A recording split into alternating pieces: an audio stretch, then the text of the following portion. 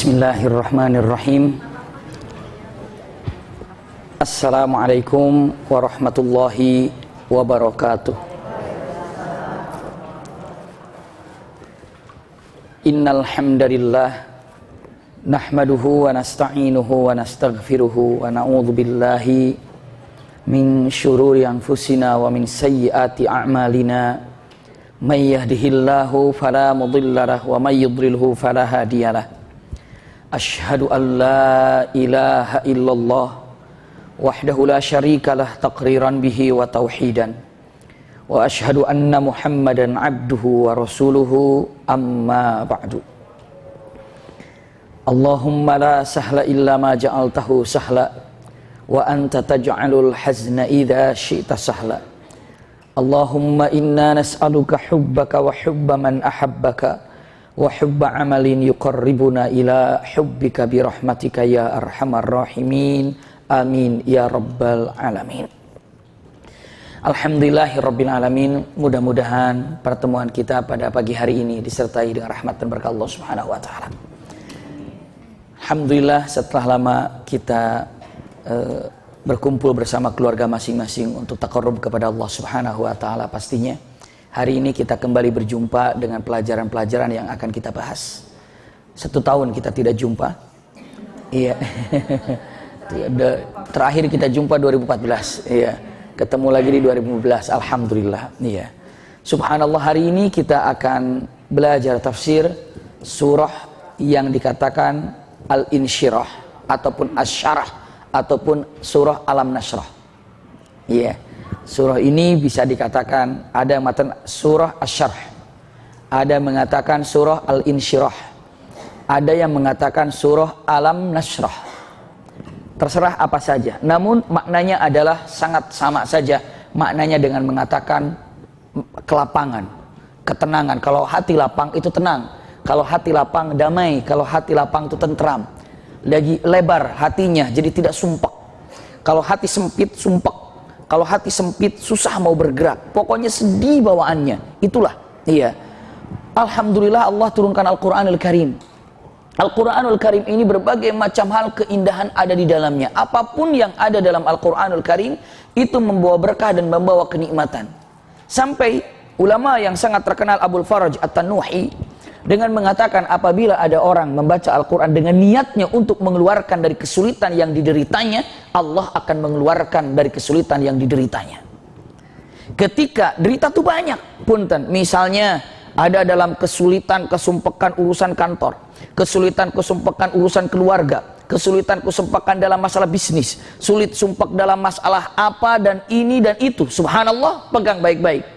Apapun yang mendapatkan, siapapun yang mendapatkan kesulitan, lalu membaca Al-Quran, niatnya dengan, ya Rabb, saya baca Quran ini agar anak saya sehat, agar saya sehat. Baca Al-Quran, subhanallah, Allah akan keluarkan dari kesulitan yang dimilikinya. Sekarang saya tanya, apakah ibu yang sekarang hadir di tempat ini, atau semuanya, usikum wa iyaya nafsi bitaqwallah, pernah mendapatkan kesulitan? Atau mungkin sampai saat ini kesulitannya belum kunjung keluar? Mungkin ada yang masalah dengan siapa, ada masalah dengan kerabatnya, keluarganya, dengan siapa saja, atau dengan masalah bisnisnya, atau masalah dengan temannya, mau keluar dari masalah itu, atau mungkin masalah dengan penyakit yang dideritanya. Sebetulnya dalam arti tanda kutip masalah, saya katakan, usikum wa iyaya nafsi bitaqwallah, baca Al-Quran, Allah akan keluarkan dari punten kesulitan itu dengan membawa kebaikan. Subhanallah. Al-Quran Al-Karim, Al-Quran. Ada satu kabar yang ditulis di Mamlakah Saudi Arabia. Ada seorang suami istri, Masya Allah. Suami istri ini menikah dengan penuh kebahagiaan. Punya anak di usia anak 4 tahun, suaminya kecelakaan. Setelah suaminya kecelakaan, ini kisah nyata. Setelah suaminya kecelakaan, nggak inget apa-apa, ngeblank, nggak inget apa-apa. Mungkin dibilangnya mati batang otak atau bagaimana, hanya bisa tertidur saja. Rumah sakit sudah tidak bisa melakukan apa-apa. Hanya sekarang orang itu nggak inget siapa-siapa, tertidur, dan 1 tahun, 2 tahun, 3 tahun, 4 tahun perempuan, yakni istrinya yang harus mencari nafkah untuk menyekolahkan anaknya. Subhanallah. Anaknya satu, perempuan. Untuk disekolahkan anaknya, untuk disukseskan anaknya, akhirnya berkeinginan seorang ibu itu menjadikan anaknya hafizah. Subhanallah. Sehingga di rumahnya, di samping dia mencari nafkah untuk anaknya, karena suaminya disimpan di rumah, tapi suaminya tidak bergerak apa, tidak bisa berbuat apa, hanya duduk, mungkin tidur, duduk, kalau mau jalan, ya jalan, tapi nggak ingat apa-apa, nggak bisa berbicara, nggak ngerti apa, amnesia, mungkin amnesia bertahun-tahun lamanya, sampai anaknya lagi SD juara hafalan Quran 3 juz, sampai akhirnya mendapatkan beasiswa. Hafalan Qurannya makin nambah. Ketika SMU-nya atau SMP diawalinya hafal Quran sudah banyak, SMU hafal Quran lebih banyak lagi, kuliahan sudah sempurna hafal Quran. Berarti usianya diperkirakan kalau sudah SMA selesai berapa tahun usianya? Sekitar 19-18. Saat SMA ini 18, setiap harinya anak ini duduk di depan ayahnya yang ngeblank, nggak inget apa-apa, dan membacakan ayat Quran. Itu saja. Ayahnya dalam keadaan tidur, ayahnya hanya melihat tapi nggak nyambung. Ibu kalau ngelihat ayam, nyambung nggak? Ayam bertatapan sama ibu, apa kabar ayam? Nggak nyambung. Subhanallah. Ayam juga nggak ngerti apa yang kita omongin, kita juga nggak ngerti apa yang dibilang ayam. Seperti itulah, seperti bertatapan dengan binatang asing, tanpa ada tegur sapa. Anaknya, ya aku anakmu, dingin. Subhanallah. Ya bagaimana kabarnya? Dingin. Namun setiap harinya dibangunkan ayahnya dengan baca Quran, ditidurkan ayahnya dengan baca Quran. Jadi ayahnya kalau duduk, anaknya duduk, a'udzubillahi minasyaitonirrajim, sampai menunggu ayahnya sampai terus Qurannya dihafalkan. Subhanallah. Terus dibacakan. Surat apa sih yang dia baca? Wasiqal ladzina kafaru ila jahannam zumara hatta idza ja'uha futihat abwabuha wa qala lahum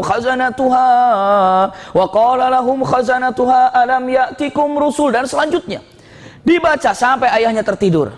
Bangun tidur atau pas harusnya bangun, anaknya berduduk lagi, a'udzubillahi minasyaitonirrajim, ditidurkan dengan ayat Quran, dibangunkan dengan ayat Al-Quran. Anaknya sudah selesai, kira-kira SMA sudah tuntas 1 hari.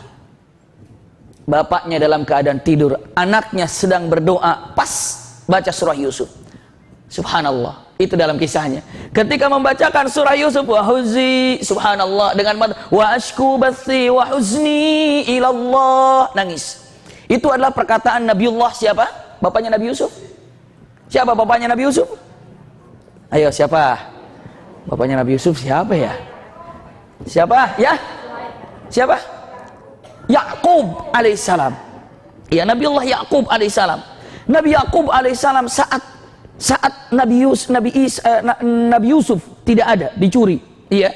Saat Benyamin, adiknya Nabi Yusuf, diambil. Maksudnya ada cukup kisah panjang.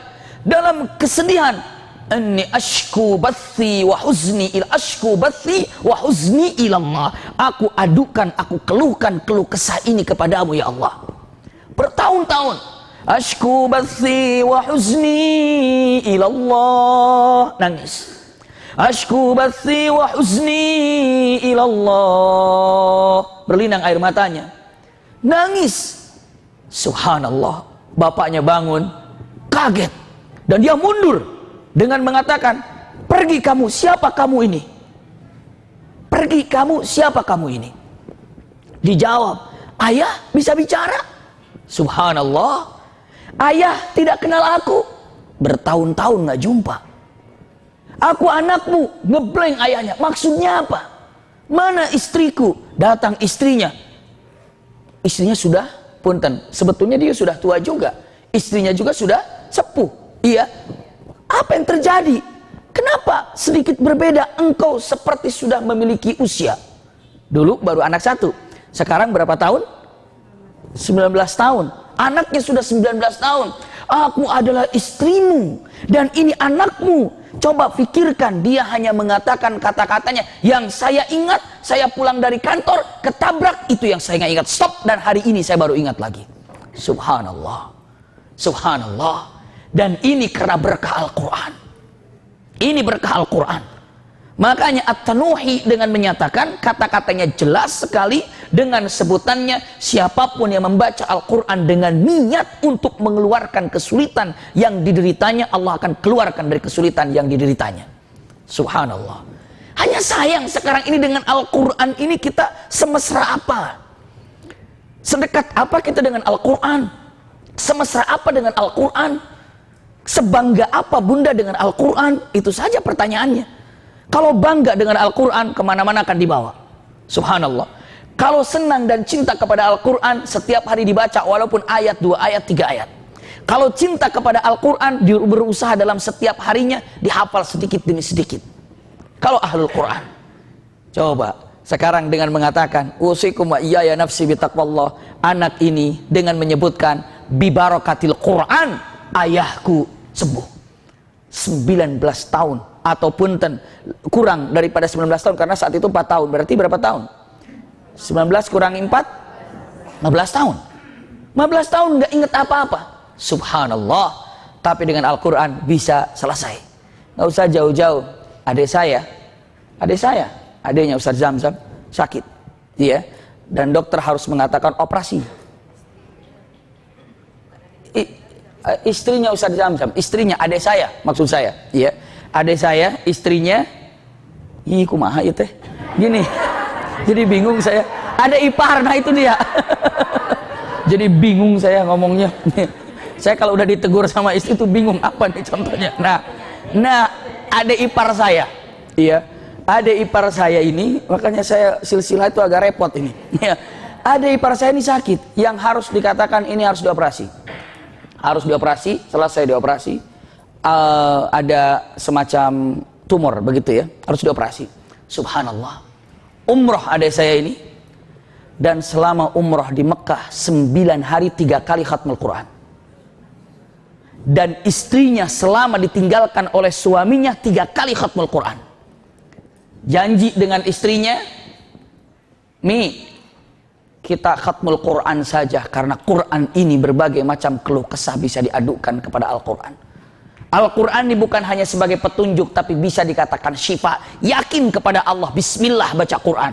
Berapa? Usahakan selama ditinggal sama Abi 3 kali khatmul Quran. Baik, Madinah baca Quran, di perjalanan baca Quran, Mekah baca Quran, 3 kali khatmul Quran selama 9 hari. Istrinya pun sama, adik sayanya pun sama. Begitu pulang, selesai, alhamdulillah, sembuh. Subhanallah, sembuh, luar biasa. Dia hanya mengatakan kata-katanya sambil berlinang air mata, bilang kepada saya, adik saya, yakin sambil nangis, Quran itu benar-benar mukjizat. Subhanallah, yang diberikan kepada umat Muhammad. Saya akan mencoba menerapkan kepada anak-anak didik untuk menghafalkan Quran, karena saya sendiri merasakan keindahannya dan keagungannya. Sampai mulailah sekarang ini sekolah yang dimulai SDIT-nya hafid Quran, SMPIT-nya tekanan hafal Quran. Jadi kalau sekarang sudah SMP-nya sudah dibuka. Kalau ibu punya anak SMP mau coba dipesantrenkan di sana, SMP-nya sudah dibuka. Tapi terbatas karena tempatnya yang sangat terbatas. Iya, alhamdulillah dari Depok sudah daftar, dari Bekasi sudah ada yang daftar. Iya, jadi subhanallah memang ada ujiannya, tapi insya Allah kalau memang ada saya sampaikan ke sana untuk bisa dididik di sana, diasramakan. Kalau SMP diasramakan, kenapa? Kalau SD tidak terlalu banyak hafalan Qurannya. SD itu hanya 1 tahun 1 juz. 1 tahun itu hanya 1 juz. Berarti kira-kira kalau 6 tahun di SD sana 5 atau 6 juz sudah hafal. Iya. Tapi kalau untuk SMP 1 tahun 3 juz. Kalau 1 tahun 3 juz untuk anak SMP, belum lagi pelajaran lain, maka tidak bisa untuk kita mengejar target kecuali diasramakan. Setiap malam minggu itu adalah hafalan Quran daripada 1 minggu itu. Jadi setiap malam minggu, setiap malam Sabtu. Iya. Setiap malam Sabtu itu apa? Ada namanya mabit. Jadi setiap malam Sabtu mabit dan mengulang hafalan Quran dari anak-anak, Masya Allah. Jadi kalau ada yang mau datang setiap malam Sabtu itu ada mabitnya. Anak SD pun hafalan Qurannya di situ. Anak SMP pun ada. Jadi hanya baru terbatas saja. Mudah-mudahan saja kalau asramanya makin jadi besar, ya makin bisa menerima jamaah banyak. Dan sekarang sudah jadi alhamdulillah sekolah percontohan di Tasikmalaya. Subhanallah, alhamdulillah. Semua jadi contoh segala macamnya. Alhamdulillah kita terus mendukung dan saya harus datang ke sana setiap bulan. Kapan waktu kosongnya datang ke sana? Seharusnya hari ini harus di sana. Iya. Seharusnya hari ini di sana, tapi ada penguluran waktu. Kebetulan pesantren kami Cintawana yang ayah saya meninggal beberapa bulan yang lalu, dititipkan pesantren ini kepada paman saya, dan paman saya pun meninggal minggu yang lalu. Jadi innalillahi wa inna ilaihi raji'un. Allahumma ighfir lahu warhamhu wa'afi wa'fu anhu. Jadi pesantren sekarang yang punya orang tua atau yang punya keluarga itu tidak ada sesepuhnya. Iya. Jadi sekarang sudah jatuhlah ke generasi kami. Kalau kemarin masih ada generasi ayah. Ayah wafat, ada paman. Paman sudah tidak ada, sekarang anak mudanya. Jadi hari Senin saya akan ke Tasikmalaya ke sana. Hari Minggu datang salah lagi saya. Makanya jangan nanya jadwal ke saya. Kadang-kadang ibu punten nih saya sekaligus terus terang ini. Kalau ibu nanya jadwal saya suka salah, nggak tahu saya. Ya, hari Minggu ya, subhanallah. Oh iya, hari Abnai saya berangkat. Salah, astagfirullah, begitu. Kadang-kadang main jadi punten kadang-kadang saya suka kaget dengan waktu sendiri. Jadi kawan saya bilang, Bi, nanti 26 Desember sama 27 Desember acara di Bogor ya, kawan saya ini. 27 Desember, Don. Kau udah lewat perasaan? Kau udah lewat kan? Iya. Saya bilang, bukannya udah lewat 2015. Saya bilang, oke, bisa. Saya tuh jarang baca BBM, jadi BBM saya suka, Umi juga suka baca gitu ya. Saya kan masih jauh perasaan kan, 2015 Desember 27 26 pasti kosong lah gitu. Saya mana oke, siap ke Bogor. Saya juga lupa nggak bilang. Tentunya sebelum tidur baca, karena mungkin ada SMS yang belum terjawab, BBM yang penting belum terjawab. Dibaca Umi sendiri bingung, ini belum kejawab banyak banget. Akhirnya dia bilang, main oke aja Desember. Saya bilang, kan masih jauh. Nih jadwalnya ada di Garut. Astagfirullahaladzim. Makanya jangan tanya. Jadi hari Ahad saya ke sana, hari Senin kumpul bersama para santri di sana, plus kumpul dengan Dewan Kiai di sana untuk menyelesaikan apa yang harus dilakukan untuk pesantren di Cintawana. Tapi kalau pesantren yang kami punya berdua dengan adik saya ini Ustaz Zamzam, yang sekarang ada SDIT-nya, kalau ibu sanggup SDIT anaknya mau dipesantrenkan, silakan, asrama sudah ada. Namun saya tidak merekomendasikan untuk SD, tapi SMP. Kenapa? Kalau anak SD itu kayaknya lebih dekat dengan ibu, dengan bapak, untuk diwarnainya sama ibu lah gitu ya. Tapi kalau untuk SMP silahkan. Jadi kalau ada sekarang punya anak siapa atau siapa, ibu punya anak SMP, silahkan. Kalau mau dipesantrenkan sudah siap di sana. Menerima 60 siswa saja. Iya, menerima 60 siswa saja atau siswa siswi, insya Allah. Kalau untuk asrama laki-laki dikejar cepat, insya Allah mudah-mudahan segera selesai. Iya. Kalau ibu di sini ada yang mau nyumbang besi, mau nyumbang semen, kirim aja ke sana. Silahkan biar cepat asramanya. Ini untuk asrama. Saya lanjutkan. Lihat, maka Al-Quran yang ada ini, At-Tanuhi mengatakan apapun yang ibu, bapak atau bunda baca, niatkan untuk Al-Quran apa? Kesembuhan, sembuh. Kesulitan, keluar dari kesulitannya. Ini dia Al-Quran. Ditegaskan dalam surah Asy-Syarah ataupun Insyirah. Makkiyah surah ini. Makkiyah ini turun sebelum Rasulullah hijrah ke kota Madinah. Ayat pertama, hafal surat ini, hafal semua? Hafal ya? Masya Allah, nggak usah saya cek ya. Hafal semuanya. Kalau nggak hafal nanti nggak boleh pulang. Ya. Lihat, a'udzubillahi minasyaitonirrajim. Alam nashrah laka sadrak wa wada'na anka wizrak alladzi anqadha dhahrak wa rafa'na laka dzikrak fa inna ma'al usri yusra inna ma'al usri yusra fa idza faraghta fansab wa ila rabbika farghab. Subhanallah. Kita ulangi, kita mulai satu persatu. Alam nashrah laka sadrak. Coba arti bahasa Indonesianya apa? biar enak. Silahkan baca. Arti bahasa Indonesianya kita akan lihat terjemah dan tafsir cukup jauh berbeda. Alam nasrah laka sadrak. Silahkan, artinya apa? Bukankah kami telah melapangkan dadamu Muhammad? Pertanyaan bukan? Pertanyaan bukan? Ini adalah su'alut takrir, pertanyaan yang tidak perlu jawaban. Karena sudah pasti. Misalnya seorang ibu mengatakan kepada anaknya, bukankah aku sayang kamu nak? Anaknya perlu jawab nggak tuh? Karena anaknya sudah merasakan ibunya tuh sayang banget. Iya. Kadang-kadang ada satu pertanyaan yang tidak perlu dijawab. Ini adalah para alim ulama mengatakan su'alut takrir la yahtaju ila dijawab. Ini adalah pertanyaan penegasan yang tidak perlu ada jawaban. Alam nasrah laka sadrak. Bukankah aku telah melapangkan hatimu ya Rasulullah? Maknanya aku telah melapangkan hatimu ya Rasulullah. Asyarah. Melapangkan hatimu, punten. Hati ini menjadi sempit karena dapat penyakit hati. Saya sudah sampaikan penyakit hati itu apa saja. Tapi kalau hati ini sehat, tidak punya penyakit hati, hati ini akan tentram, tenang, damai. Jauh daripada hasad. Rasulullah hasad apa tidak? Karena syarah. Bukankah aku telah menjauhkan sifat hasad darimu ya Rasulullah? Iya. Iri tidak pernah ada, hasad tidak pernah ada, sombong tidak pernah ada. Subhanallah. Jadi alam nasrah, bukankah engkau ya Rasulullah, aku telah jauhkan dari penyakit-penyakit hati yang biasanya ada. Sejak kapan Rasulullah dijauhkan dari penyakit hatinya? Pegang baik-baik. Sejak dibelah dadanya di usia Rasulullah 2 tahun. Ketika di Ummu Salamah. Bukan Ummu Salamah. Ummu Halimah Sa'diyah di Halimah, iya, ibu susuknya Rasulullah SAW. Jadi bunda lihat, Rasulullah saat itu di usia 2 tahun, ketika di Bani Sa'diyah, iya, di Bani Sa'diyah, tiba-tiba ada 2 orang laki-laki. 2 laki-laki ini mengambil Rasulullah dan Rasulullah disandarkan seperti itu, lalu dibelah dadanya.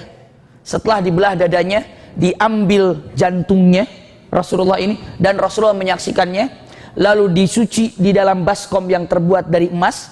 Air yang digunakan mencuci hati Rasulullah adalah air Zam-Zam, dan ketika itu dibuang sesuatu yang hitam. Jibril mengatakan, hadza min haddis syaitan. Ini adalah tempat duduknya setan di setiap hati manusia. Dibuang, dan saat itulah Rasulullah SAW tidak memiliki iri, dengki, hasad, ya, putus asa, tidak memiliki sifat-sifat yang namanya buruk di dalam hati. Bisa dipahami ya? Sampai Rasulullah mengatakan hadisnya, kenapa saya katakan itu? Karena Rasulullah mengatakan pada saat itu fasyaraha sadri wa akhraja qalbi. Kata Rasulullah, saat itu fasyaraha qalbi, fasaqqa sadri.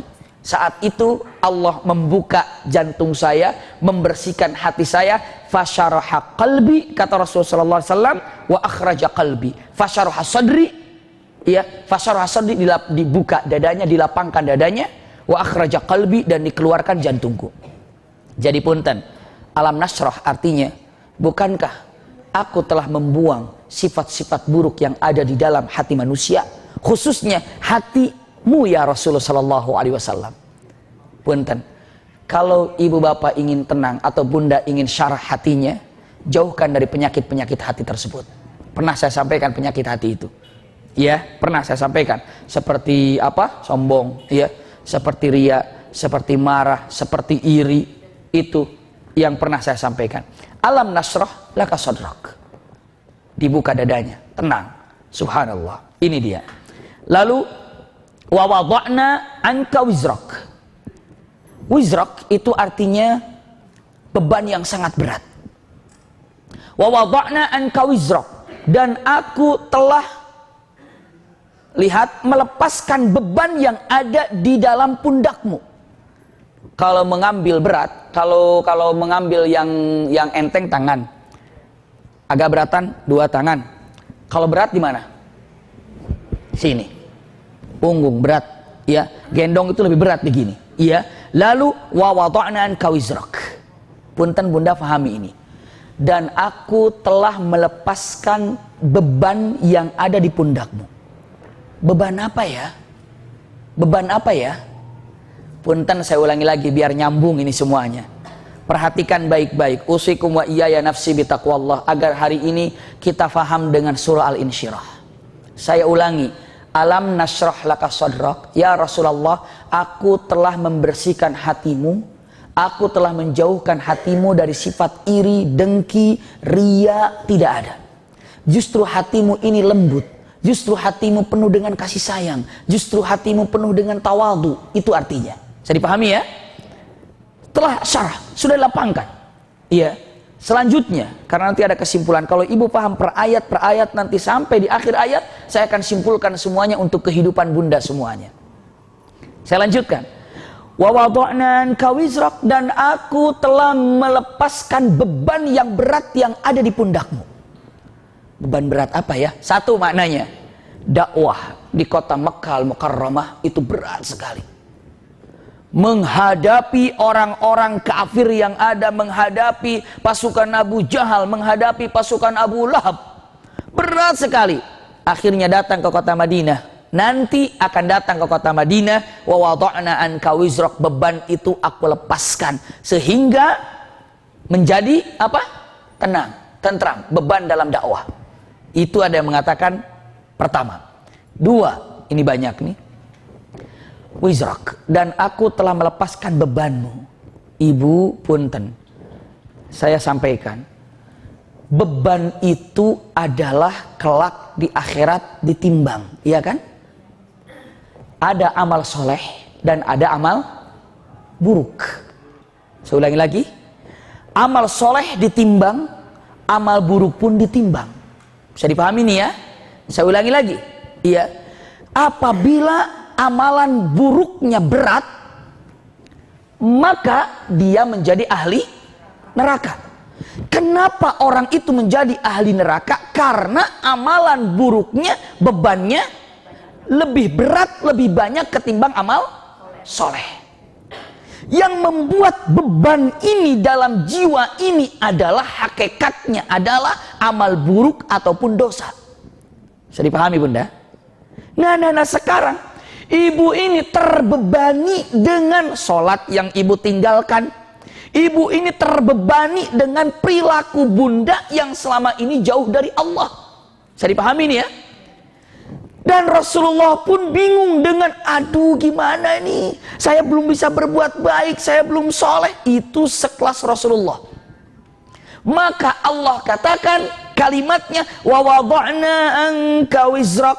Ya Rasulullah, engkau ini adalah maksum. Makna maksum itu apa? Bebas dari dosa. Nggak usah keluh kesah. Kenapa? Aku jadikan kamu terbebas daripada dosa. Kenapa? Karena yang membebani manusia itu adalah dosa.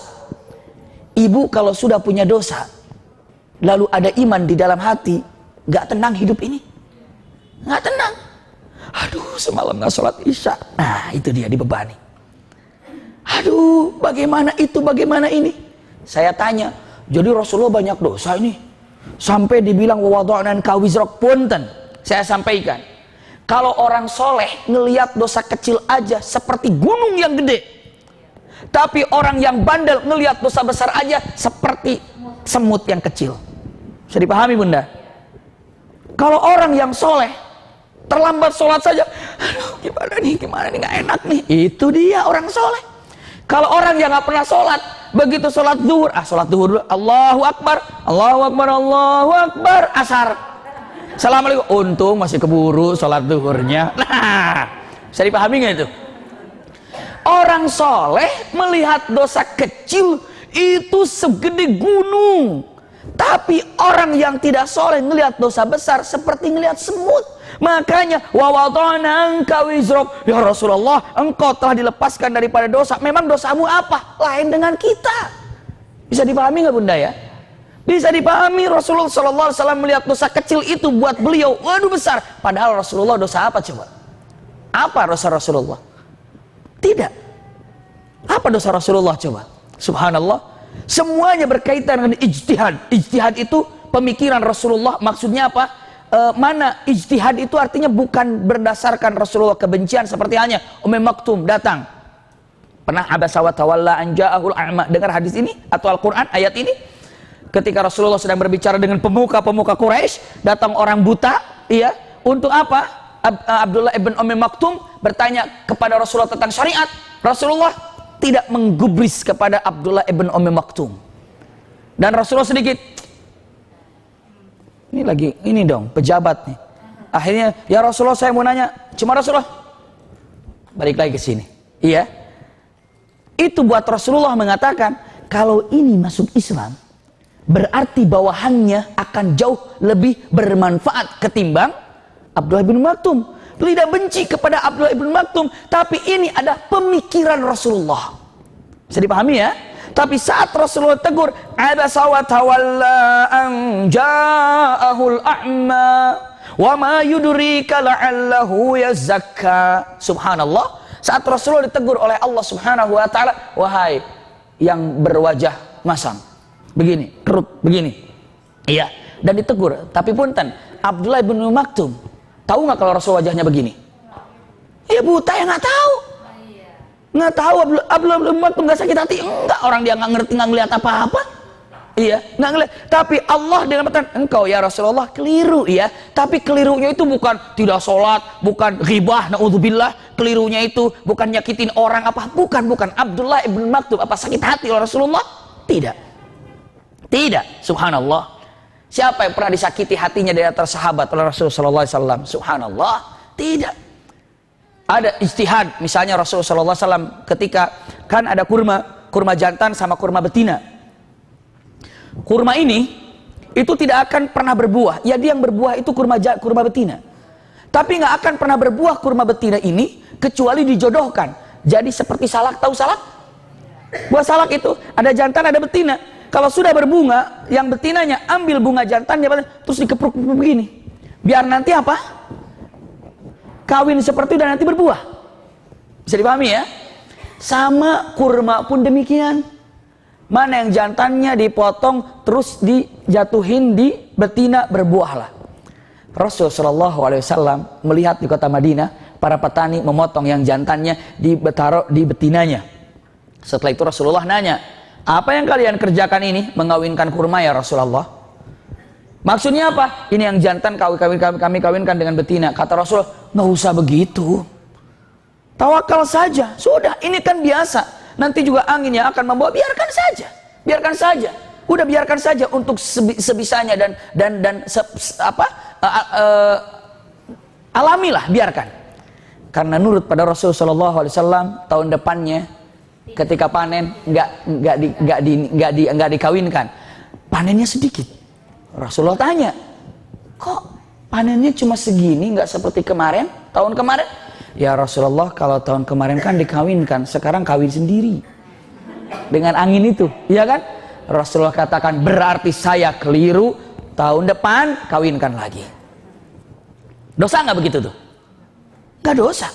Nah begitulah. Jadi saya katakan, kalau ada mengatakan wa wada'na kau izrak, dan aku telah meletakkan, membuang dosa-dosa yang ada yang kau miliki, engkau ini maksum ya Rasulullah. Wow, dosa Rasulullah izrak ya, berat banget ya, gede banget ya. Buat Rasulullah yang kecil itu, jangan buat Rasulullah, buat orang soleh yang kecil itu seperti gunung. Tapi bagi orang yang sudah soleh segunung itu seperti semut. Hati-hati. Setan ini kalau orang sudah berbuat salah, jangan berarti setan membiarkan orang berbuat salah. Ketika orang berbuat salah, itu dinabobokkan lagi oleh iblis. Ketika ibu berbuat salah, setan datang dengan mengatakan, baru segitu aja gampang, cetek, nggak apa-apa. Baru sholat ditinggal sekali aja nggak apa-apa tuh, teman kamu tuh nggak pernah sholat, dia nyantai aja. Astagfirullah. Ya baru dosa segitu aja, takut gampang. Itu tuh si fulan dosanya gede banget, nggak apa-apa. Astagfirullah, ya Allah saya ghibah nih barusan. Kata iblis, sekali doang nggak apa-apa. Tuh teman dia tuh ahli ghibah semua tuh bla bla bla. Astagfirullah. Nah itu iblis ini tidak akan pernah membiarkan orang yang sedang berbuat salah. Tidak pernah iblis mencuekkan, mencapakan orang sedang berbuat salah, itu tidak mungkin. Iya, itu adalah siapa? Iblis. Naudzubillah. Iya. Saya lanjutkan. Iya. Subhanallah, dengan kata-kata yang luar biasa. Wa wada'na anka wizrak, ya Rasulullah. Anda terlalu takut dengan dosa yang Anda miliki. Anda ini maksum. Masya Allah. Dengan mengatakan, iya, dengan mengatakan apa? Atau kan ghufira lahu ma taqaddama min dzanbi. Jadi Allah ini telah mengampuni dari dosa-dosanya, baik yang akan datang ataupun yang sudah berlalu. Ini disebut namanya apa? Maksum. Bisa dipahami ya? Wa wada'anka wizrak alladzi anqadha dhahrak. Nah, ini dia nih. Dosa itu yang membuat anqadha dhahrak. Anqadha itu dengan mengatakan, jadi kalau orang mungkin kalau ada orang ngangkat 20 kilo masih bisa tegak, jalan gini. 30 kilo agak begini. Kalau 60 kilo kira-kira jalannya gimana tuh? Nah, itu anqadha. Berat. Bisa dipahami ya? Anqadha, dosa itu yang membuat beban berat sekali. Iya, ini sama. Wa wada'anka wizrak alladzi anqadha dhahrak, dengan mengatakan, iya, dhahrak ini adalah berat sekali. Saya ulangi lagi, kelak di akhirat. Subhanallah, iya, kelak di akhirat yang membuat berat timbangan kebaikan menjadi ahli sorga dan berat timbangan kejelekan menjadi ahli neraka. Saya sampaikan, punten, lihat, alladzi anqadha dhahrak ataupun wada'na anka wizrak alladzi anqadha dhahrak. Perbedaan timbangan dunia sama timbangan akhirat itu beda. Kalau timbangan dunia mana yang paling berat itu yang paling bawah. Itu kan? Itu timbangan dunia itu. 5 kilo sama 2 kilo. Yang di bawah nanti yang mana? 5 kilo. Iya kan? Tapi kalau di akhirat yang paling berat itu paling tinggi. Bisa dipahami ya? Kalau amal solehnya berat, makin tinggi. Amal solehnya makin ringan, makin bawah. Justru timbangan dunia sama timbangan akhirat itu beda. Kenapa? Simpan baik-baik kata-kata bijak yang sangat baik ini. Sesuatu yang berat yang ibu lakukan di dunia itu menjadikan ringan kelak di akhirat. Sesuatu yang ringan ibu lakukan di dunia akan membuat beban berat kelak di akhirat. Bagus status BB-nya itu. Subhanallah. Iya. Facebook bagus itu. Iya.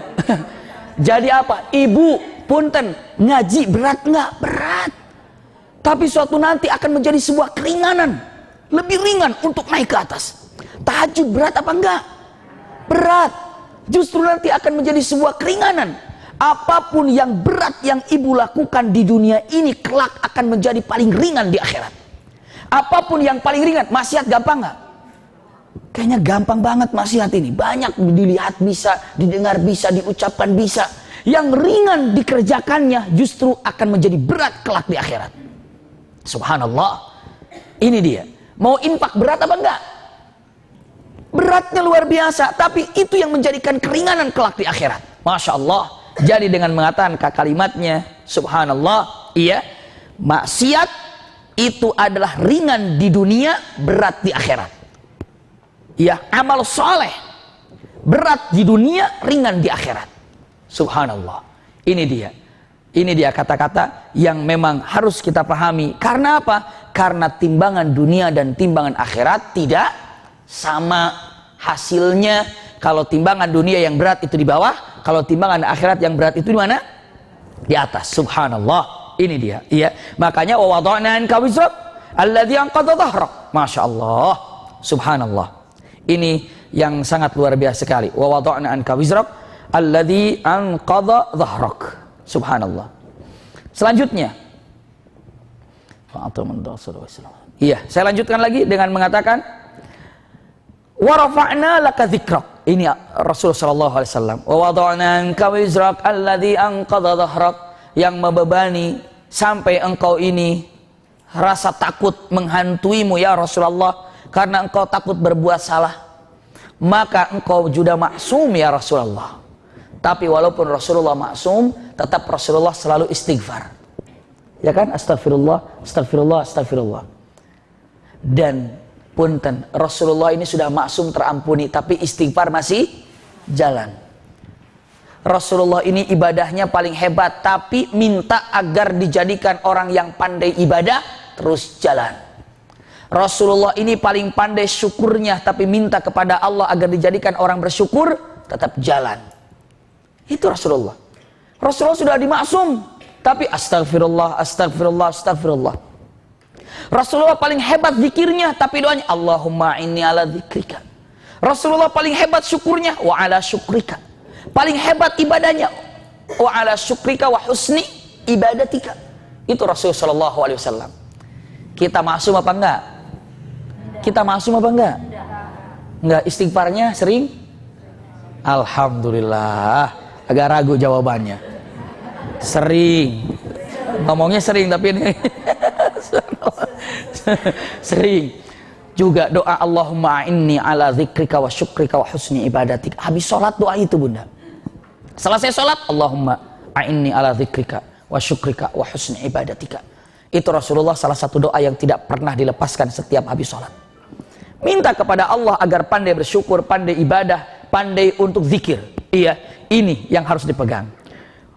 Sampai Allah katakan wa rafa'na laka dzikrak, dan engkau aku angkat namamu ya Rasulullah, bersejajar dengan namaku. Namanya saja yang sejajar. Namanya saja yang sejajar. Wa rafa'na laka dzikrak, dan aku angkat namamu, sebutanmu sejajar dengan namaku. Subhanallah. Ini adalah keutamaan yang diberikan oleh Allah kepada Rasul sallallahu alaihi wasallam. Contoh, saya sampaikan. Ibu yang berbahagia, kalau ada orang masuk Islam harus mengucapkan apa? Syahadat. Coba syahadatnya seperti apa? Asyhadu an la ilaha illallah, lanjutkan. Asyhadu anna Muhammadar Rasulullah. Asyhadu an la ilaha illallah, asyhadu anna Muhammadar Rasulullah. Setelah Allah disebutkan, lalu siapa? Muhammad. Hebat. Azan. Allahu Akbar, Allahu Akbar. Nama Allah kan Allahu Akbar, Allahu Akbar. Setelah itu apa? Asyhadu an la ilaha illallah wa rafa'na laka dzikrak. Subhanallah. Wa rafa'na laka dzikrak. Allah sebut namamu dan aku angkat namamu ya Rasulullah sejajar dengan namaku. Namanya saja, tapi tetap saja Allah mulia, karena yang mengangkat nama Rasulullah siapa? Allah. Allah pemberi rizki, Rasulullah penerima rizki. Bisa dipahami ya? Iya. Allah yang yang punya keagungan, Rasulullah yang diberikan keagungan. Maka dari itu kalau kita ziarah ke kota Madinah Al-Munawwarah, ya, kalau kita ziarah ke kota Madinah Al-Munawwarah, apa coba? Kalau kita ziarah ke kota Madinah Al-Munawwarah kan berkunjung ke makam Rasul sallallahu alaihi wasallam, ya. Begitu masuk masjid, langsung ziarah ke makam Rasul apa tahiyatul masjid dulu? Tahiyatul masjid dulu, baru ziarah ke makam Rasulullah. Kenapa? Karena tetap Allah diutamakan ketimbang Rasulullahnya. Kenapa? Rasulullah mulia, tapi yang memuliakan Rasulullah siapa? Allah. Jadi mengangkat nama Rasulullah siapa? Allah. Wa rafa'na laka dzikrak. Subhanallah. Namamu aku sebut bersama dengan namaku. Kenapa coba? Alasannya karena Rasulullah pandai menyebut nama Allah. Kalau ibu sering menyebut nama Allah, Allah pun sering menyebut nama kita. Kalau kita tidak pernah lepas menyebut nama Allah, pastikan kita sebut nama Allah selalu, Allah akan menyebut nama kita seolah-olah nama kita berada di samping Allah Subhanahu wa taala. Karena apa? Karena kita selalu menyebut nama Allah. Karena ada dalam hadisnya, "Udhkurullaha fir raha yadhkuruka fisyiddah." Iya, ya gulam ihfazillah yahfazuk. Wahai, ini disampaikan Rasulullah kepada Ibnu Abbas, wahai Ibnu Abbas, gulam, anak muda waktu itu, sebut nama Allah, maka Allah akan menyebut namamu. Itu sudah otomatis itu, Bunda. Kalau ibu sekarang menyebut ya Allah, ibu namanya Fatimah, Allah bilang wahai Fatimah. Subhanallah. Kalau ibu namanya Zubaidah, misalnya ibu bilang ya Allah, Allah bilang ya Zubaidah. Subhanallah. Ibu menyebut nama Allah saat ini, Allah menyebut nama ibu saat itu. Itulah Allah. Allah diingat oleh kita, Allah mengingat kita langsung. Kapan? Saat Anda ingat, saat itu Allah ingat. Luar biasa. Coba sekarang, ibu ingat suami, begitu ibu sebut nama suami, suami lagi nyebut nama ibu nggak sekarang? Belum tentu. Nama suaminya misalnya Zubair, ya Zubair. Zubairnya lagi sibuk. Kadang-kadang saking sibuknya ditelepon sama ibunya, track reject. Ya, emang lagi tuh saya lagi nggak ingat. Lagi tuh, assalamualaikum Pak. Waalaikumsalam. Bapak lagi ingat saya nggak? Enggak. Iya, subhanallah. Tunggu dulu Maya, lagi meeting. Subhanallah. Tapi kalau ingat Allah, saat ingat Allah, Allah ingat ibu. Bisa dipahami Bunda? Saat ibu ingat Allah, Allah ingat ibu. Kapanpun, kapanpun, dimanapun. Ihfazillah yahfazuk. Sampai hadis ini mengatakan ihfazillah yahfazuk, dengan mengatakan kata-katanya udhkurallaha fir rakha yadhkuruka fisyiddah. Kalau ibu memiliki waktu luang, faragh, terus ibu menyebut nama Allah, sering berzikir nyebut nama Allah, begitu ibu dalam kesulitan tanpa dipinta, Allah sudah menolong kepada Bunda. Biasanya kan kita lagi sulit baru bilang Allah, lagi senang nggak bilang Allah, lagi susah ya Allah, lagi repot ya Allah, sudah selesai ya Allah, ya mau lagi. Kenapa mau lagi ya diskon, subhanallah. Kenapa? Karena itu sudah lepas dari apa? Lepas dari kesulitannya. Nggak ada duit ya Allah, saya nggak punya duit. Begitu duit mau mana ya, subhanallah. Diskon mana ya? Nggak ada ya Allah, saya nggak punya uang. Begitu ada uang, yatim mana ya? Begitu ada uang, bantuan mana fakir miskin ya? Subhanallah. Kalau begitu dapat rizki yang jujur Bunda, begitu dapat rizki yang kebayang apa Bunda? Nggak tahu. Begitu bluk 10 juta, mana nih? Diskon mana nih? Astagfirullahaladzim. Begitu dapat rezeki, browsing, mana nih? Subhanallah. Langsung OLX-nya dibuka. Oh, kemana-mana. Subhanallah. Saya lanjutkan. Warafa'na laka dzikrak. Kenapa Rasulullah diangkat namanya? Jawabannya karena Rasulullah mencintai Allah dan sering menyebutnya. Rutbatu bidzikr. Lisannya ini selalu mengucapkan nama Allah. Subhanallah, subhanallah, subhanallah. Sering menyebut nama Allah, maka Allah menyebut nama kita. Dekatlah. Subhanallah, dekatlah. Dengan siapa? Dengan Allah. Seperti itu. Wa rafa'na laka dzikrak. Lihat. Fa inna ma'al usri yusra. Inna ma'al usri yusra. 2 kali kata-kata. Fa inna ma'al usri yusra. Inna ma'al usri yusra. Kenapa diulangi? Karena tidak mungkin diulangi, karena di situ ada sesuatu yang lebih penting ataupun hal yang sangat penting. Saya ulangi. Fa inna ma'al usri yusra, inna ma'al usri yusra. Artinya apa? Sesungguhnya. Iya. Jangan diartikan sesungguhnya setelah kesulitan itu ada kemudahan. Bukan setelah kesulitan. Tapi bersama kesulitan itu, ketika ibu dalam kesulitan, di dalamnya itu ada kemudahan. Kemudahan apa? Kemudahan, punten, pegang baik-baik ini. Ketika ibu dalam kesulitan, di dalamnya ada kemudahan, langsung tembus kemudahan menuju surga Allah Subhanahu wa taala. Bisa dipahami Bunda? Begitu ibu kesulitan, orang yang kita cintai wafat, hakikatnya ada kemudahan buat ibu untuk menuju surga, asal sabar menerima itu. Bisa dipahami Bunda? Begitu ibu teraniaya, terzalimi, saat terzalimi dan teraniaya dalam kesulitan, di dalam kesulitan itu ada ruang yang sangat mudah untuk langsung masuk direct ke surga. Bisa dipahami Bunda? Subhanallah. Pun terbiasanya ketika dalam kesulitan, apa yang terjadi kepada diri kita? Itu dia. Inna ma'al usri yusra. Sesungguhnya dalam kesulitan itu, di dalamnya ada lobang untuk menuju ibu masuk surga. Mau apa tidak? Berapa banyak orang ketika kehilangan orang yang dicintai jadi putus asa. Padahal itu adalah modal untuk menjadi ahli surga. Ibu, berapa banyak orang yang dalam keadaan sakit, sebetulnya di situ ada lobang menuju surga. Inna ma'al usri yusra. Pahami ini baik-baik. Subhanallah. Ini dia. Oh gitu ya. Sampai ditegaskan lagi. Inna ma'al usri yusra. Anda harus paham. Setiap kesulitan yang Anda terima, hakikatnya itu adalah jalan menuju surga. Cuma berapa banyak orang dengan mengatakan hal-hal yang tidak menyadari akan itu. Sesungguhnya kesulitan itu adalah kebingungan. Bukan. Sesungguhnya kesulitan itu adalah kesedihan. Bukan. Sesungguhnya kesulitan itu adalah keputusasaan, bukan. Sesungguhnya kesulitan itu ada jalan menuju surga. Maka ada yang suami diuji oleh istrinya susah, tapi untuk mengurus istrinya itu adalah surga sebenarnya. Ada yang diuji dengan suaminya, hakikatnya kesulitannya itu adalah surga. Ada yang diuji dengan anaknya, hakikatnya itu menuju ke surga. Inna ma'al usri yusra. Subhanallah. Satu makna, bisa dipahami ya. Makna yang kedua, fa inna ma'al usri yusra. Subhanallah, inna ma'al usri yusra. Lihat, para alim ulama mengatakan, setiap ada kesulitan bagi orang lain, lalu Anda memudahkan orang lain itu keluar dari kesulitannya, maka segera Anda akan dimudahkan oleh Allah dari urusan Anda. Subhanallah. Bisa dipahami ya? Bisa dipahami nih ya? Inna ma'al usri yusra. Setiap kesulitan orang lain yang Anda tahu, lalu Anda bebaskan kesulitan orang lain itu, maka Allah akan mudahkan urusan Anda. Subhanallah. Seseorang datang kepada Syekh Singgiti.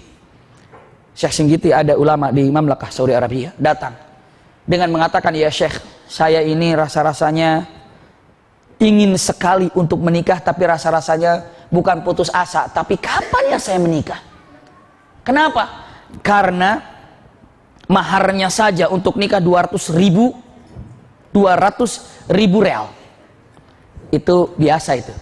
200.000 real pernikahan. Kalau sekarang 200.000 real berapa tuh? 200.000 real, 1 real 3.200. 3.500 atau 3.000 lah. Gampangnya gitu. 3.200.000 real berapa itu? Bingung ya? Dulu belajar matematik nggak Bu? Kalau saya jujur udah nyerah kalau matematik, iya. Banyak ya, pokoknya banyak ya, banyak.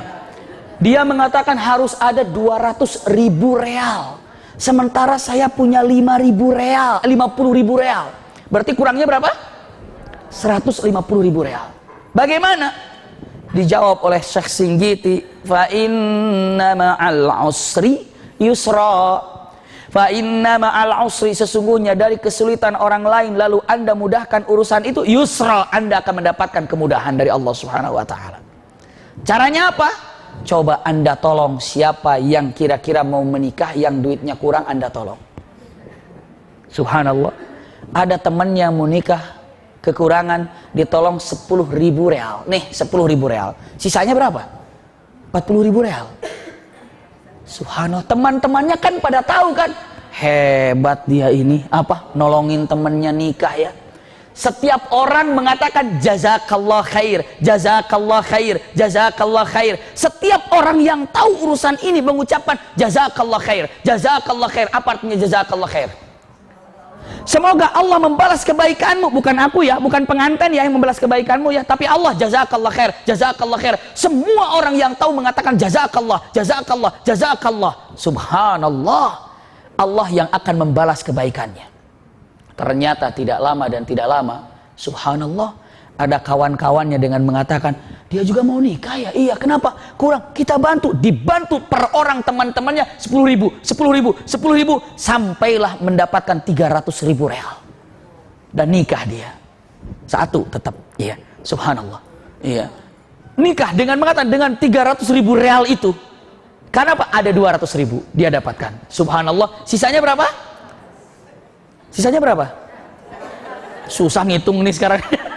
Ya, dapat 100.000 sisanya. 100.000 ya lumayan buat di Indonesia jalan-jalan, cukup. Subhanallah. Tapi bukan orang kita, orang sana. Karena apa? Inna ma'al usri yusra. Ini makna kedua, fa inna ma'al usri yusra, inna ma'al usri yusra. Bisa dipahami Bunda ya? Jadi dengan matan apa sih fa inna ma'al usri yusra? Jawab, fa inna ma'al usri yusra, satu, dalam kesulitan itu adalah hakikatnya untuk mudah menuju surga. Iya. Wa inna ma'al usri yusra, sesungguhnya ketika Anda memudahkan urusan orang lain, maka hakikatnya Anda akan dimudahkan oleh Allah dalam urusan Anda. Masya Allah. Kenapa Bunda? Yang ketiga. Tadi ada berapa ya? Inna ma'al usri yusra ada berapa nih? 2 ya? Yang ketiga sekarang, semuanya ada 78 nih ya. Oh, enggak. Udah kaget aja tuh 8 langsung 78. Wah, bentar lagi nih waktunya. Tenang. Fa inna ma'al usri yusra, inna ma'al usri yusra. Kenapa kita ini punten, contoh. Fa inna ma'al usri yusra, dalam kesulitan itu di dalam kesulitan ada kemudahan. Iya, kenapa? Karena tidak akan sulit selamanya dan tidak akan mudah selamanya. Contoh, orang sakit, susah nggak? Susah, tapi sebelumnya sehat nggak? Tidak dibilang dia sakit kalau sebelumnya dia sehat. Kenapa? Dia sakit, berarti sebelumnya sehat. Alhamdulillah dia sudah sembuh, berarti sebelumnya sakit. Bisa dipahami ya? Jadi itulah keadaannya. Oh, dia sekarang kaya, nggak dibilang kaya kalau dulunya? Iya, kalau dulunya tidak. Misalnya dia sekarang jadi miskin karena dulunya kaya. Seperti itulah. Dan bumi ini selalu berputar, maka dengan mengatakan fa innamal usri yusra, innamal usri yusra, hati-hati dengan perputaran kehidupan Anda ini. Anda harus punya benteng dua, saat di atas syukur, saat di bawah sabar. Kenapa? Fa innamal usri yusra, innamal usri yusra. Bisa dipahami Bunda? Coba sekarang orang yang senang, akan senang selamanya nggak? Tunggu sedih. Orang yang sedih ini akan sedih selamanya nggak? Tunggu senang. Orang yang hidup, tunggu orang-orang yang sehat, orang sehat selamanya nggak? Tunggu sakit. Orang yang sakit selamanya nggak? Nggak. Kalau nggak hidup ya mati. Subhanallah. Seperti itulah, itu semuanya. Innamal usri usra. Itu adalah perputaran yang selalu ada. Dari mulai apa? Dari mulai alam ruh. Bagaimana di alam ruh, ke alam janin, itu semuanya sampai akhirnya kita menghadapi Allah Subhanahu wa taala. Punten, ujung-ujungnya innamal usri yusra, inna ba'dal hisabi al jannah yusra. Ini nomor 4 artinya. Jadi punten, hisab itu susah nggak? Hisab, tahu hisab? Hisab itu apa? Perhitungan itu susah apa enggak? Susah perhitungan itu. Kenapa? Kita akan dihisab dari berbagai macam amalan yang telah kita lakukan. Susah. Dengan matan innamal usri, semua kesulitan dalam hisab ini. Tapi punten, yusra, setelah hisab ini bagi orang soleh, kemudahan adalah apa? Surga Allah Subhanahu wa taala. Fa amma man a'ta wa taqa wa saddaqa bil husna, lanjutkan. Fasanuyassiruhu lil yusra. Iya, Allah akan mudahkan dia untuk menuju surga Allah Subhanahu wa taala. Fa idza faraghta fansab wa ila rabbika farghab. Fa idza faraghta fansab wa ila rabbika farghab. Ya, saya tidak ada pertanyaan untuk hari ini. Saya akan selesaikan semuanya. Biar nanti Kamis yang akan datang sudah pelajaran baru lagi. Jadi ini tidak 2 pertemuan. Fa idza faraghta fansab. Apabila dalam keadaan memiliki waktu luang, maka fansab, segeralah untuk ibadah pada Allah. Apabila Anda sudah selesai melakukan sesuatu, karena kita punya hajat kan? Ada hajat apa? Ada masak, itu juga ibadah sebetulnya. Iya, meladeni anak, meladeni suami, itu juga adalah ibadah sebenarnya. Tapi itu kesibukan. Ada suaminya di kantor, semuanya. Begitu Anda sudah selesai melakukan ini, fansab, segeralah untuk ibadah pada Allah Subhanahu wa taala. Jadi punten, kalau ibu punten misalnya ada sesuatu waktu yang ditunggu, taruhlah misalnya ibu menunggu seseorang yang akan datang ke rumah, teman ibu, sahabat ibu, dan ibu sudah kangen rindu, jam 10 mau datang. Ibu kira-kira, subhanallah, bagaimana pekerjaan itu biar dicepatkan, karena ibu persiapan jam 10 akan datang. Ini fa idza faraghta, selesai fansab, langsung menghadap teman ibu ini. Persiapan untuk menghadap teman ibu itu, fansab. Iya, dengan mengatakan fa idza faraghta, apabila Anda telah melaksanakan apa yang Anda inginkan, Anda hajatkan, masakkah, iya, ataupun mandikah, apa saja, fansab, segeralah untuk gunakan waktu ini dekat dengan Allah ataupun ibadah dengan Allah Subhanahu wa taala. Fa idza faraghta fansab. Fansab. Makanya punten, ada 2 nikmat yang manusia ini selalu lalai. Apa? Pertama adalah waktu luang, yang kedua adalah sehat. Nikmat sehat. Kenapa? Ibu kalau 2 ini tidak dimiliki, repot. Ibu waktunya luang, sakit, percuma. Ibu sehat tapi nggak ada waktu kosong, juga repot. Alhamdulillah saya udah kumpul keluarga ini, cuma saya lagi sakit, nggak kemana-mana. Iya. Jadi dua nikmat yang sekarang ini kita miliki kadang-kadang lupa apa? Waktu kosong dan apa? Sehat. Ibu waktu kosong, Masya Allah, dan sehat. Bisa ngaji kan? Ibu sekarang waktu kosong cuma sakit di rumah kan? Ibu sekarang ini sehat, nggak ada waktu, nggak di sini kan? Itu dia. Waktu kosong dan sehat. Wa idza faraghta fansab. Maknanya dengan mengatakan apabila sudah selesai melakukan apa yang telah ibu lakukan, cepat takarrub pada Allah. Jadi dikit-dikit takarrub pada Allah, dikit-dikit takarrub kepada Allah. Selalu begitu. Persis. Kalau sekarang pegang handphone, ada waktu dikit handphone lagi. Ada kosong handphone. Nah itu fa idza faraghta pa handphone, gitu kan? Kan masa begitu. Kenapa dikit-dikit selesai ini lagi. Ini lagi. Lagi ngobrol misalnya lagi, oh ada tamu, oh iya apa kabar gini, oh gitu ya, oh selesai, oh jadi oh udah lama ya macet di jalan, iya, oh pada diam dua-duanya, mumpung dia diam, fansab itu. Setelah itu terus saya di jalan, oh terus gimana, oh iya terus lama, udah ngomong-ngomong lama 5 menit, oh gitu ya, iya, tamunya lagi minum dulu, mumpung lagi minum tamunya, seperti itu.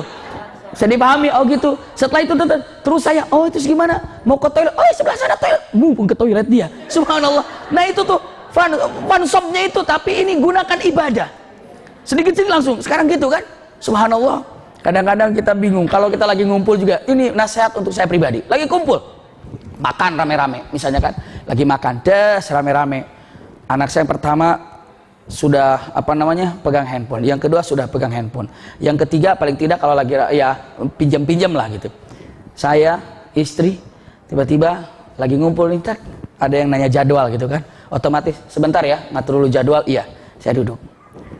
Saya duduk. Mau ngobrol sama yang pertama, maaf ini lagi penting nih, lagi buat chatting. Oh iya.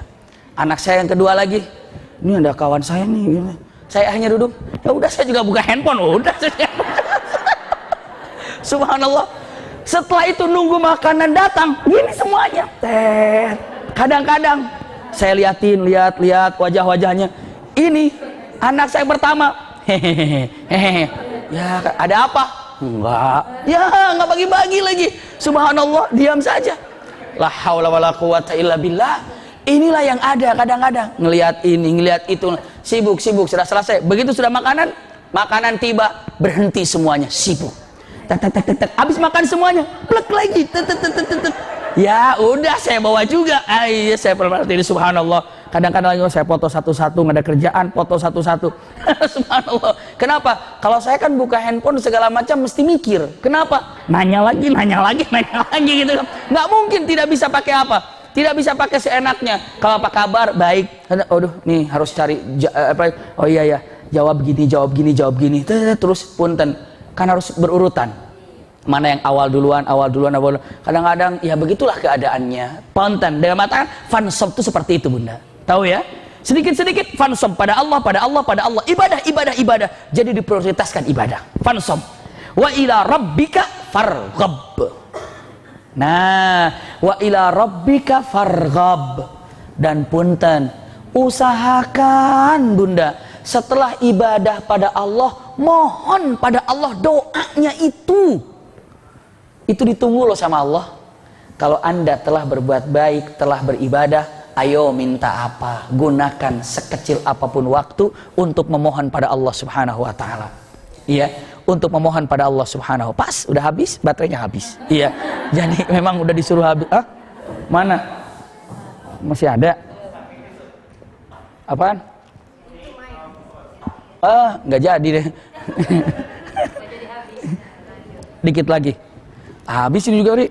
Iya, oh iya. Subhanallah. Jadi gitu.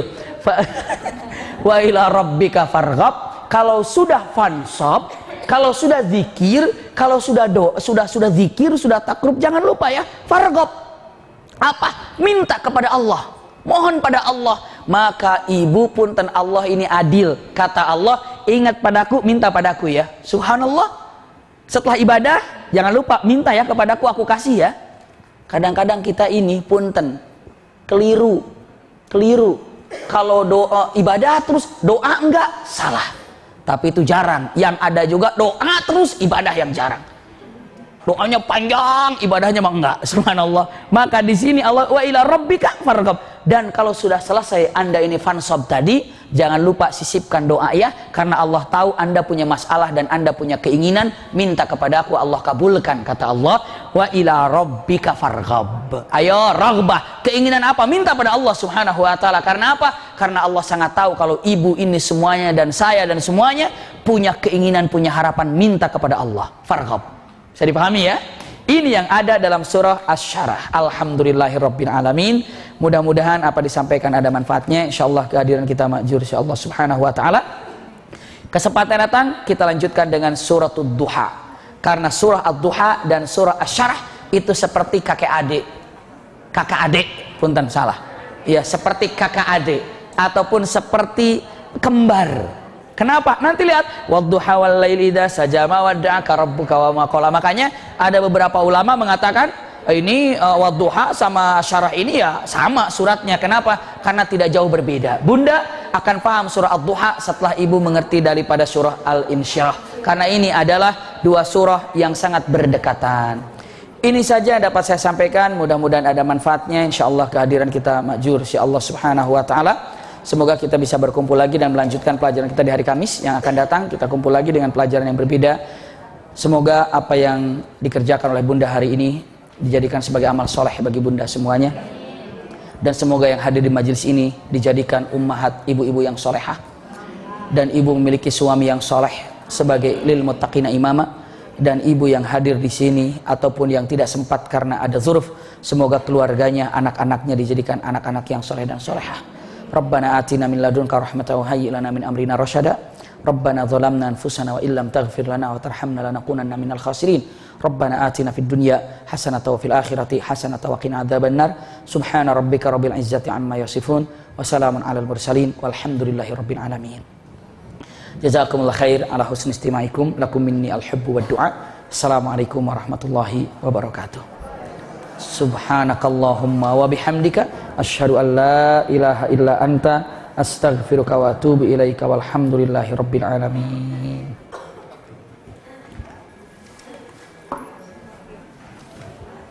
Hah?